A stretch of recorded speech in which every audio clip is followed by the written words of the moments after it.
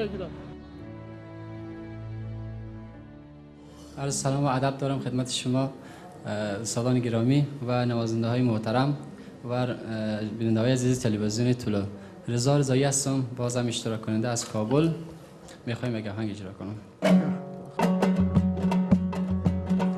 خانه مایم شا چراغانه، یار شیرین آمدم میمانه، یار شیرین آمدم میمانه. وای عجب رسم زمانه شده، بالوی یار ششتنه میمانه، بالوی یار ششتنه میمانه.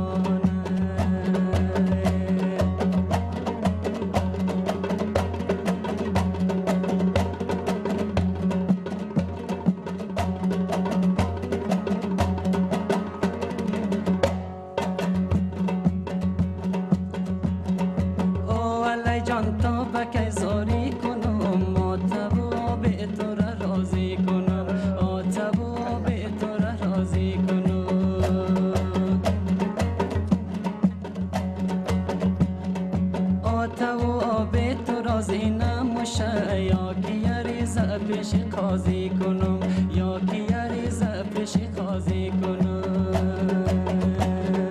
خانه مایم شا چراغانه، یار شیرین آمده میمانه، یار شیرین آمده میمانه.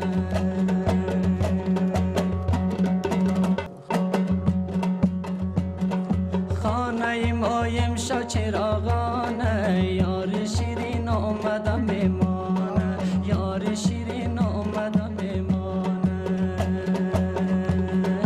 وای عجب رسم زمانه شده، بالوی یار ششتنه میمانه، بالوی یار ششتنه میمانه.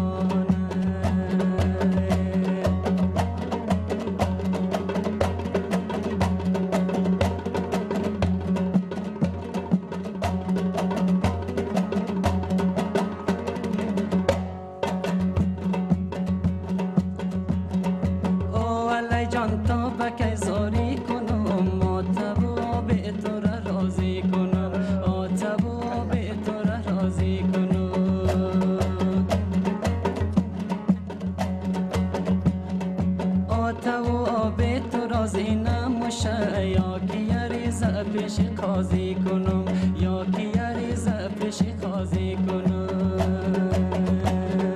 خانه مایم شا چراغانه، یار شیرین آمده میمانه، یار شیرین آمده میمانه.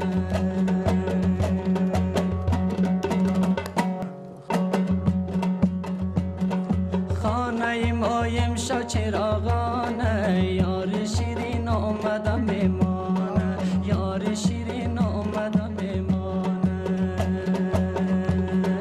وای عجب رسم زمانه شده، بالوی یار ششتنه میمانه، بالوی یار ششتنه میمانه.